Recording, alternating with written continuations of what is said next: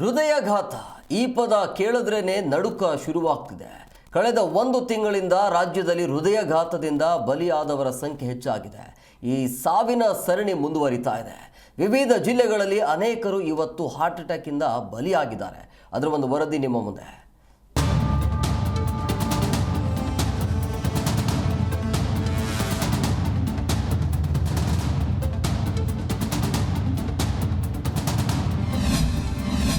ಹೃದಯಾಘಾತಕ್ಕೆ ಬೆಚ್ಚಿ ಬಿದ್ದ ಕರುನಾಡು. ಹೃದಯಾಘಾತ ಹೃದಯಾಘಾತ ಹೃದಯಾಘಾತ. ಕಳೆದ 1 ತಿಂಗಳಿಂದ ಈ ಸುದ್ದಿ ಕೇಳಿ ಕರುನಾಡಿನ ಮಂದಿ ಆತಂಕಕ್ಕೀಡಾಗಿದ್ದಾರೆ. ನಿಂತಲ್ಲಿ ಕುಂತಲ್ಲಿ ಮಲಗಿದ್ದಲ್ಲೇ ಹೃದಯ ತನ್ನ ಕೆಲಸ ನಿಲ್ಲಿಸುತ್ತಿದೆ. ಕರುನಾಡಲ್ಲಿ ಹೃದಯಾಘಾತದ ಸಾವಿನ ಪಟ್ಟಿ ಬೆಳೆಯುತ್ತಲೇ ಇದೆ. ಹಾರ್ಟ್ ಅಟ್ಯಾಕ್ಗೆ ವಯಸ್ಸಿನ ಮಿತಿ ಇಲ್ಲದೆ ಪ್ರಾಣಗಳು ಬಲಿಯಾಗ್ತಿವೆ. ಕುಳಿತವರು ಎದ್ದು ಹೋಗುವಂತೆ ಮರೆಯಾಗುತ್ತಿವೆ ಜೀವಗಳು.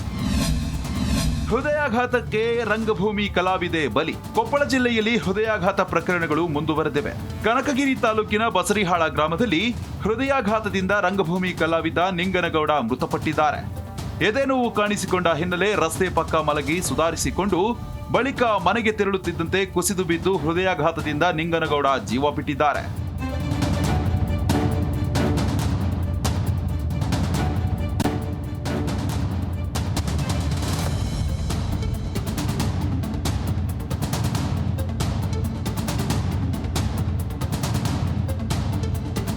ಈತ ಬೆಳಗಾವಿಯಲ್ಲಿ ಕರ್ತವ್ಯದಲ್ಲಿದ್ದಂತಹ ಎಎಸ್ಐ ಹೃದಯಾಘಾತದಿಂದ ಮೃತಪಟ್ಟಿದ್ದಾರೆ. ಗೋಕಾಕ್ನ ದುರ್ಗಾದೇವಿ ಜಾತ್ರೆಯ ಭದ್ರತೆಗಾಗಿ ಬಂದೋಬಸ್ತ್ಗೆ ಬಂದಿದ್ದ ಹುಬ್ಬಳ್ಳಿ ನವನಗರ ಪೊಲೀಸ್ ಠಾಣೆಯ ಎಎಸ್ಐ ಮೀರಾ ನಾಯಕ್ ಹೃದಯಾಘಾತಕ್ಕೆ ಬಲಿಯಾಗಿದ್ದಾರೆ. ಬೆಳಗಾವಿ ಜಿಲ್ಲೆಯ ಗೋಕಾಕ್ ಪಟ್ಟಣದ SC/ST ಬಾಲಕರ ವಿದ್ಯಾರ್ಥಿ ನಿಲಯದಲ್ಲಿ ವಾಸ್ತವ್ಯವಿದ್ದ ವೇಳೆ ಅಸ್ವಸ್ಥರಾಗಿದ್ದ ಅವರು ತಕ್ಷಣವೇ ಕುಸಿದು ಬಿದ್ದು ಕೊನೆಯುಸಿರೆಳೆದಿದ್ದಾರೆ.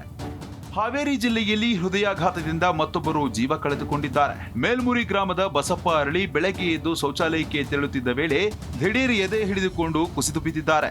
ಏನಾಯಿತು ಎಂದು ನೋಡುವಷ್ಟರಲ್ಲಿ ಉಸಿರು ಚೆಲ್ಲಿದ್ದಾರೆ.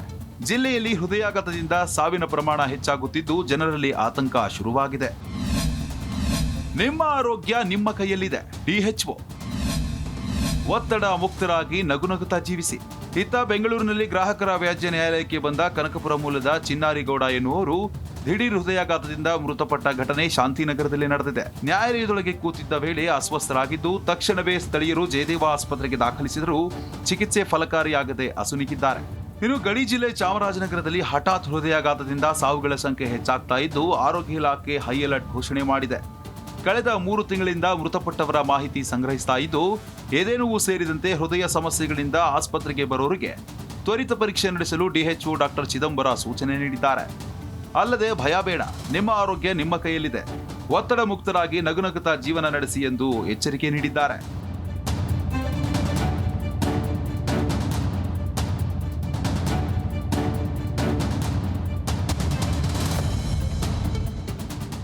ರೀತಿ ಅದನ್ನು ನಾವು ಅಸೆಸ್ ಮಾಡಿ ನೋಡೋವಂಥದ್ದಾಗುತ್ತೆ. ಮತ್ತು ನಮಗೆ ಈ ರೀತಿ ತಡೆಯೋಕ್ಕೋಸ್ಕರ ಅದು ಯಾವುದೇ ಕಾರಣಗಳಾಗ್ಬೋದು, ಬಟ್ ಇದನ್ನು ನಾವು ನಮ್ಮ ಆರೋಗ್ಯನ ನಮ್ಮ ಕೈಲಿ ಇಟ್ಕೊಳ್ಳೋವಂಥ ಕೆಲಸಗಳನ್ನು ನಾವು ಮಾಡಬೇಕಾಗಿದೆ.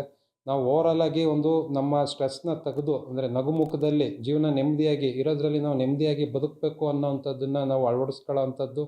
ಅದ್ರ ಜೊತೆಗೂ ಯಾವುದಾದ್ರೂ ತೊಂದರೆಗಳು ಕಂಡು ಬಂದಾಗ ತಕ್ಷಣ ನಮ್ಮ ಆಸ್ಪತ್ರೆಗಳಿಗೆ ಬಂದು ತಜ್ಞ ವೈದ್ಯರಿಂದ ಅದನ್ನು ತಪಾಸಣೆ ಮಾಡಿಸ್ಕೊಂಡು ಸೂಕ್ತವಾದ ಇನ್ವೆಸ್ಟಿಗೇಷನ್ಸ್ಗಳನ್ನ ಮಾಡಿ. ರಾಜ್ಯದಲ್ಲಿ ದಿನೇ ದಿನೇ ಹೃದಯಾಘಾತ ಪ್ರಕರಣಗಳು ಹೆಚ್ಚಾಗ್ತಾ ಇದ್ದು ಜನರ ನಿದ್ದೆಗೆಡಿಸಿವೆ. ಆ ತನಕ ಜೊತೆಗಿದ್ದ ಜೀವಿಗಳು ಹೃದಯ ಸ್ತಂಭನಕ್ಕೆ ಬಲಿಯಾಗಿ ಕುಟುಂಬದವರನ್ನ ಆತಂಕಕ್ಕೀಡು ಮಾಡಿವೆ. ಈ ಸಂಬಂಧ ಸರ್ಕಾರ ವಿಶೇಷ ಆಯೋಗವನ್ನ ರಚನೆ ಮಾಡಿದ್ದು ಶೀಘ್ರವೇ ಹೃದಯಾಘಾತಕ್ಕೆ ಕಾರಣ ಮತ್ತು ಪರಿಹಾರ ದೊರೆಯಲಿದೆ. Manjunath Halavarthi, desk news, Kannada news.